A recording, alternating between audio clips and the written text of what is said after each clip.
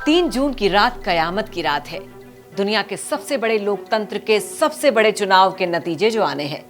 नेताओं की रातों की नींद गायब है तो मीडिया का चैन और सुकून। नमस्कार, सियासी नुक्ता विद मुक्ता में आपका स्वागत है। आपके साथ मैं हूं मुक्ता सिंह। 4 जून को दोपहर तक साफ हो जाएगा अगले 5 साल के लिए देश में किसकी सरकार बनेगी। लेकिन एग्जिट पोल ने जो आंकड़े दिए हैं उनको लेकर सत्ता पक्ष और विपक्ष में कोहराम मचा है। सबकी अपनी अपनी राय है। हम आपको बताते हैं आखिर ये एग्जिट पोल कितने एग्जैक्ट होते हैं, कितनी बार गलत और कितनी बार सही साबित हुए हैं ये सर्वेक्षण। लोकसभा चुनाव 2024 के आखिरी चरण का मतदान खत्म होने के साथ ही सभी सर्वे एजेंसी भविष्यवाणी कर चुकी हैं। राष्ट्रीय और स्थानीय चैनल्स इनको अपने अपने स्क्रीन पर चमका चुके हैं। इन सब के मुताबिक देश में तीसरी बार प्रचंड बहुमत से मोदी सरकार आ रही है।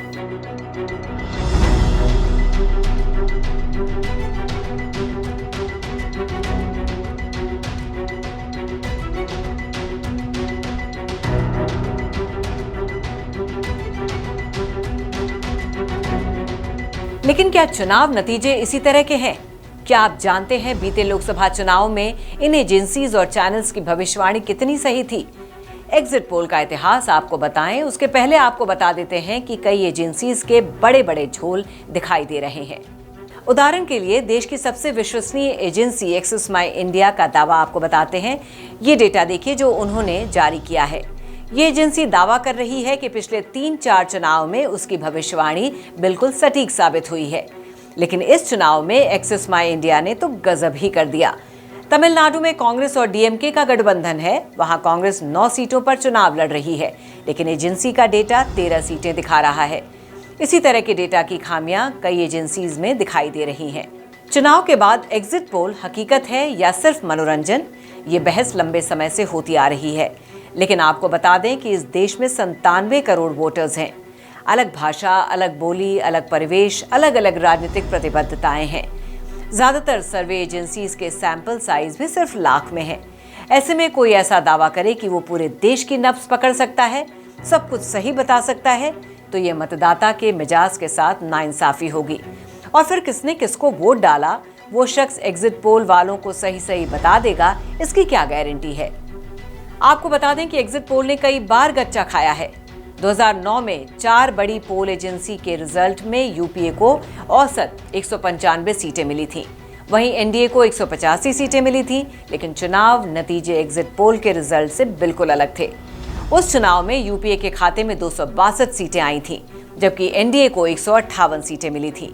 यूपीए को एग्जिट पोल के अनुमान से 54 सीटें ज्यादा मिली थीं, जबकि वहीं एनडीए को औसत से 22 सीटें कम मिली थीं। अब बात करिए 2014 के एग्जिट पोल की, जिसमें बीजेपी की अगुवाई वाले एनडीए को औसत 283 सीटें मिलने का अनुमान था, जबकि कांग्रेस की अगुवाई वाली यूपीए को 105 सीटें मिलने का आकलन था। लेकिन एक्चुअल नतीजे इससे बिल्कुल अलग थे, क्योंकि उस चुनाव में एनडीए ने रिकॉर्ड 336 सीटें जीती थी, जिसमें बीजेपी को अकेले 282 सीटें मिली थी। वहीं यूपीए कुल 60 सीटों पर सिमट गई थी, जिसमें कांग्रेस के पास सिर्फ 44 सीटें आई थीं।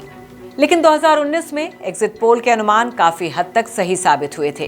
2019 के एग्जिट पोल में अधिकांश पोल एजेंसी ने एनडीए को 306 सीटें जीतने की बात कही थी। इसमें बीजेपी ने अकेले 303 सीटें जीत ली थीं।